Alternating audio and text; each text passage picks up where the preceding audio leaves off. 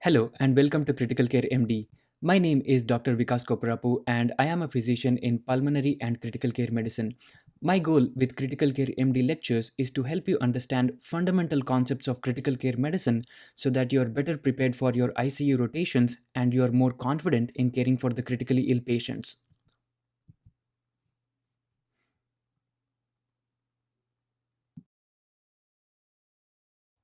Before learning about cardiac ultrasound, if you have not already done so, I would highly recommend that you watch my video on general principles of point of care ultrasound. It will help you understand some basics that are very important for ultrasound of any organ, including the heart. We will cover cardiac ultrasound under the following headings. First, we will talk about the four basic views of the heart, and then we will move on to assessment of three crucial structures: the left ventricular systolic function, IVC, and right ventricle. Finally, we will look at some examples of pericardial effusion. There are four basic views of the heart: the parasternal long axis, the parasternal short axis, the apical four chamber, and the subcostal four chamber views. For any cardiac exam, only the phased array or the square probe should be used. This is also commonly called as the cardiac probe. It has several advantages. First, it has excellent depth of penetration. It has a small surface area that can easily fit between the ribs, but at the same time gives you a wide enough image to cover the whole heart on one screen. Most importantly, this probe can send and receive signals rapidly in various directions, which will help with analysis of rapidly moving structures like the valves and the blood flow across the valves. Let's start with parasternal long axis view. As the name suggests, it is obtained by placing the probe right next to the sternum. Start by palpating the sternal notch roughly at this level and place the probe just to the left of it, slightly below, which corresponds to second intercostal space. If you don't get a good view, move on to the third intercostal space and so on. The orientation marker for this view should be facing the patient's right shoulder. This is the section of the heart that is seen in this view. This is how parasternal long axis view looks on the ultrasound screen. Let's identify the structures. This is left atrium. This is mitral valve. This is left ventricle. This is the aortic valve, and this is the aortic opening. This structure here is the right ventricular outflow tract. This is the interventricular septum. This is the pericardium, and this is descending aorta. Here is parasternal long axis view in action.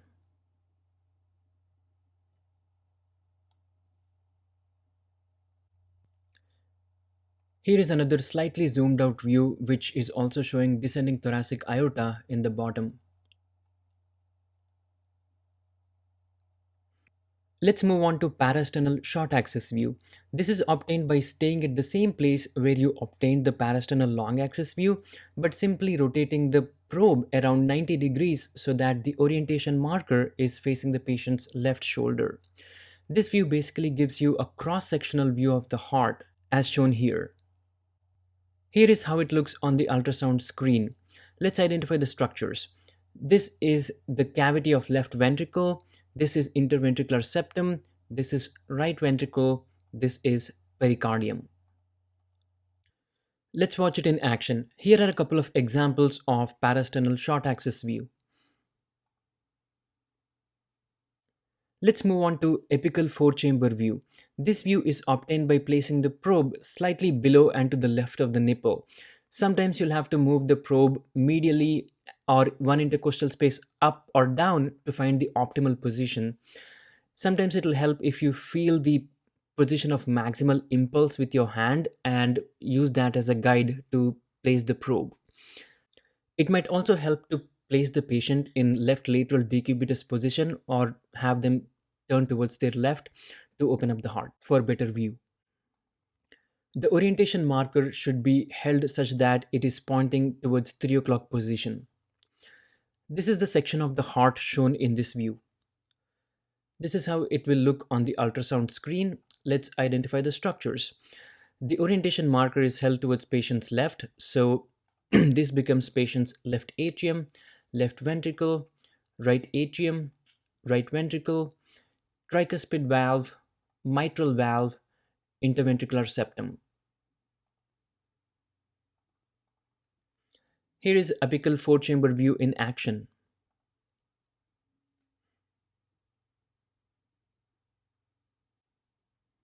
For subcostal four-chamber view, the ultrasound probe is placed in the midline in the subxiphoid region, and the orientation marker should be facing towards patient's left. Here is the section of the heart shown in this view. The medial edge of the liver is used as a window to transmit ultrasound waves, so the tip of the liver is typically seen in this view.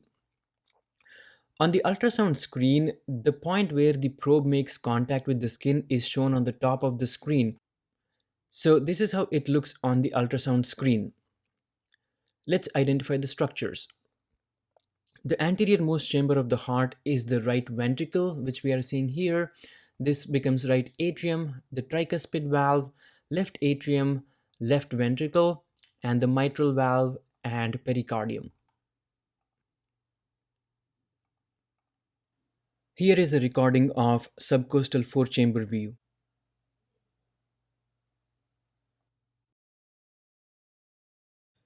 IVC exam can be very useful in preload assessment of the patient. It is obtained by placing the probe in the midline in the subxiphoid region or slightly to the right of the midline with the orientation marker facing the patient's head. This gives you a longitudinal view of the IVC. Here is how it looks on the screen. This structure here is the IVC. It opens through the diaphragm. So this structure here is the diaphragm, below which is the liver, and the IVC opens through the diaphragm and empties into the right atrium, which is above the diaphragm. This structure here is the hepatic vein that is opening into the IVC. Here are recordings of IVC. Here is hepatic vein. Again, this structure here, that's the hepatic vein opening into IVC, and you can also see IVC opening through the diaphragm into the right atrium.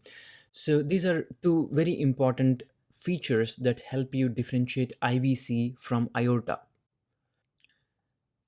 Another way of differentiating IVC from aorta is by showing their anatomic relationship. IVC should be towards the right and aorta should be towards the left. This is the IVC, and when the probe is tilted towards patient's left, aorta comes into view. IVC size and collapsibility are commonly used to estimate the preload, and using a cutoff of 2.1 centimeter and 50% collapsibility, it is possible to estimate central venous pressure in a spontaneously breathing patient. Here is an example of IVC collapsing with inspiration. It is possible to freeze the screen during inspiration and expiration and measure the size of IVC and also calculate the collapsibility. Keep in mind, IVC assessment is best done at about 2 centimeters from the point where it opens through the diaphragm into right atrium. Here is an example of IVC that is dilated and does not collapse much with inspiration. An alternate method of measuring IVC is using M mode.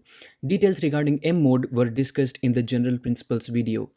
M mode allows you to look at IVC size in one screen both during expiration and inspiration. And using inbuilt tools, it is possible to calculate the diameter and collapsibility of IVC. On the left hand side, you are seeing an IVC that is small and collapsible. On the right hand side, you are seeing an IVC that is dilated and non-collapsible. There is something called the cylinder effect. This means if the probe is held at an angle, it may underestimate the size of IVC. For best measurement, the probe must be held perpendicular to the axis of IVC. So it is important to tilt the probe in both directions and find the spot where IVC is maximum in diameter for taking any measurements. Now, let's move on to a very important topic of assessment of LV systolic function. There are multiple methods of assessing LV systolic function, but for the point of care ultrasound, these three are important. Let's start with endocardial excursion. Endocardial excursion refers to how much the endocardium is moving inwards during each systole. In other words, it is how much the area of LV chamber is contracting in size during each beat. Normally, it should contract by about 30 to 40%. Keep in mind, this is just a visual estimate and we don't actually take any measurements for this. It can be assessed in all four views.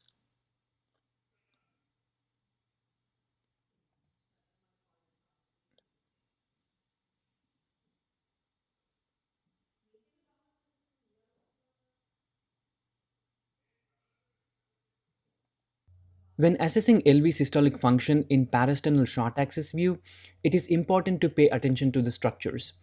If measurement is obtained at this level, then it may underestimate LV systolic function because there's a lot of cartilage that does not contract much. If it is obtained at this level near the apex, everything is crowded, so it may overestimate LV systolic function. So the best level to estimate systolic function is at the level of papillary muscles. So it is important to look at papillary muscles in the endocardium. Let's look at an example in the next slide. In the video on left hand side, you can see the mitral valve. So this is not really the right level to assess LV systolic function. However, in the other video, you can see the papillary muscle, especially when the LV is in systole. So this would be the right level to assess LV systolic function. The second method to assess LV systolic function is to look at the thickening of myocardium with each beat. Again, this is only a subjective assessment, but normally the muscle should thicken by about 40% with each contraction. Before measuring E-point septal separation, let's understand the concept. This is a busy slide, but let's focus on this red curve here. This is looking at left ventricular volume during systole and diastole. Let's start at this point. Here, systole is ending and diastole is just beginning. So, at this point, left ventricle is empty and left atrium is filled with blood. So, there's a lot of gradient. And as soon as the mitral valve opens, there is gush of blood from the left atrium into the left ventricle. So, this part is called early rapid filling. As atrium is emptying and ventricle is filling up, the gradient decreases and there is slowing down of the filling. So this relatively flat portion is known as diastasis. Before diastole ends, the atrium contracts, so there is atrial systole and it pushes some more blood into the ventricle. So this second spike is known as late rapid filling. With this understanding of three phases of diastole, let's examine the relation between the septum and the mitral valve leaflet. Let's say we use M mode and examine the distance between the septum here and the septal leaflet of the mitral valve, which is this. So this band corresponds to the septum, this part here, and this white line is showing the movement of the septal leaflet of the mitral valve here. So here's where diastole is starting. So the valve opens wide and moves closer to the septum. So this is early rapid filling. During diastasis, the flow slows down, so it's moving away from the septum. And during atrial systole, you see this spike, and then during systole, it completely moves away. This initial spike is known as E wave, and this second spike is known as A wave. E-point septal separation is measured in parasternal long axis view. Once you have a good view of the septum and leaflet, you use M mode to look at the motion over time. As we discussed, the initial spike is the E wave and the second spike is the A wave. E-point septal separation is the distance between the E wave or the peak of the E wave and the septum. For best accuracy, it is recommended that three different measurements are obtained and average value is used. Normal E-point septal separation is less than 7 millimeters. If it is increased, especially if it is more than 10 millimeters, then it strongly correlates with reduced LVEF. Here is why E-point septal separation increases when the EF is reduced. When left ventricle does not contract properly, there is blood left behind at the end of systole. It has not been efficiently emptied. So this blood that's left behind contributes to elevated pressures within the left ventricle. So during the beginning of diastole, when the mitral valve opens, there is not as much gradient between the left atrium and the left ventricle. If there is not enough gradient, then it is not going to push the valve as wide open. Therefore, the distance between the septal leaflet of the mitral valve and the septum increases when there is poor LV squeeze. There are certain conditions where E-point septal separation becomes unreliable, particularly any disease process affecting structures along this axis. For example, when there is hypertrophic cardiomyopathy, it becomes unreliable. Also, when there is mitral stenosis because the valve motion is affected. When there is significant aortic regurgitation, that also opposes movement of the mitral valve. Finally, when there is stress cardiomyopathy or Takotsubo cardiomyopathy, there can be apical akinesis while the basal segments may still move well. So, this does not become a reliable surrogate of LV systolic function. Outside of these exceptions, E-point septal separation is an excellent marker of LV systolic function. It is well studied, it is relatively easy to measure, and is an objective marker. In the next few slides, we will look at examples of decreased LV systolic function. Notice poor endocardial excursion, poor thickening of the LV muscle during each contraction. We have not measured E-point septal separation here, but you can use these dots on the sides as estimate. Each dot corresponds to about 1 centimeter. So using that as an estimate, if you think about the distance between the septum and the leaflet, that's significantly increased.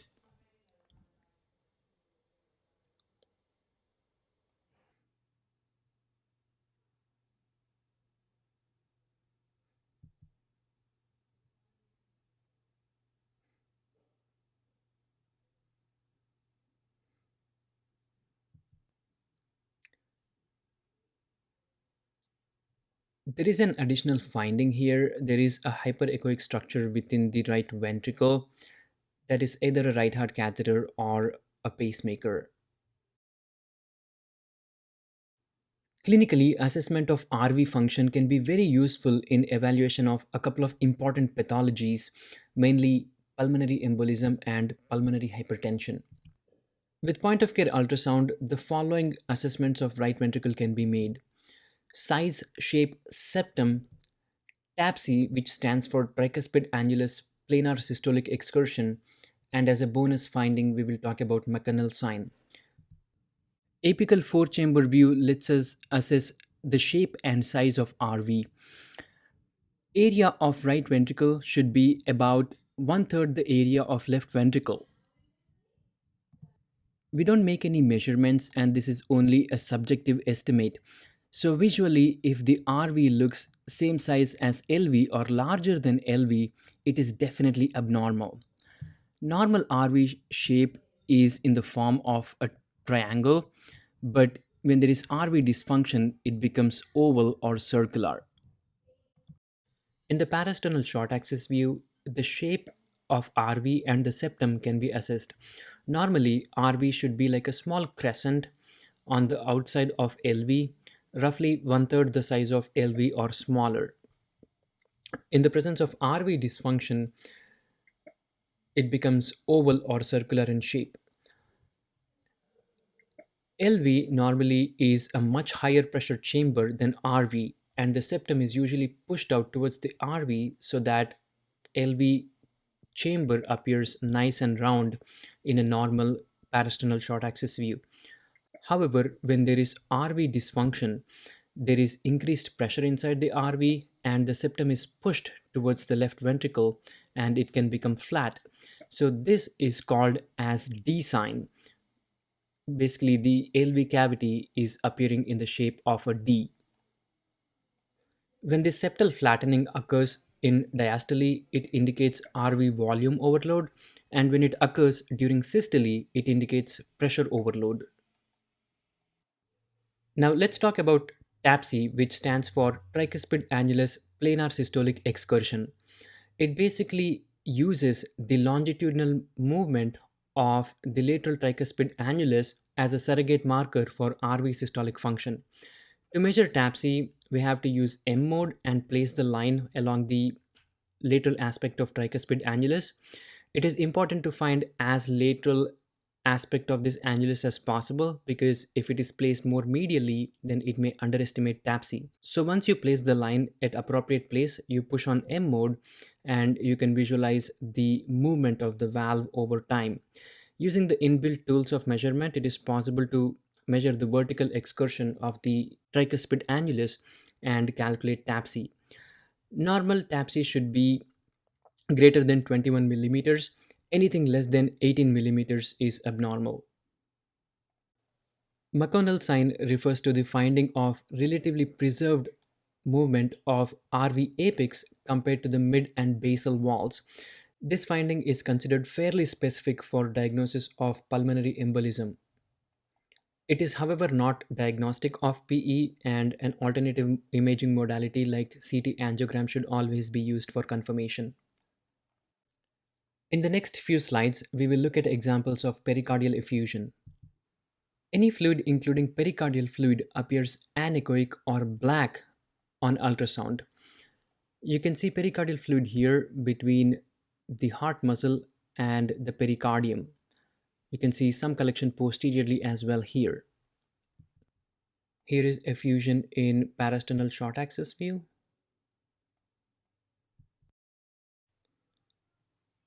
Subcostal four chamber view. Can you tell whether this fluid we are seeing here is pleural or pericardial fluid? This is actually pleural effusion, not pericardial effusion. And we can use descending aorta as a landmark to differentiate pleural from pericardial effusion. Pericardial fluid collects anterior to the descending aorta, and pleural fluid can collect posterior to descending aorta. This is because descending aorta is an extrapericardial structure, and anatomically, pericardium is anterior to the descending aorta, which is here, and pleural space is posterior to the descending aorta. So in this particular example, the patient had left pleural effusion, as you can see on the right hand side video. Keep in mind that simply because there is pericardial fluid doesn't mean that there is cardiac tamponade. In fact, using ultrasound, it is possible to calculate respirophasic variation in flow across mitral or tricuspid valve and assess whether there is tamponade or not.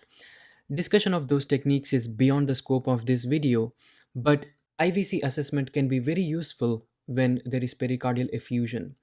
If there is cardiac tamponade, there is significant elevation of intracardiac pressures, and it would be difficult for IVC to empty blood into right atrium due to elevated pressures. That means IVC is not going to be collapsible when there is tamponade.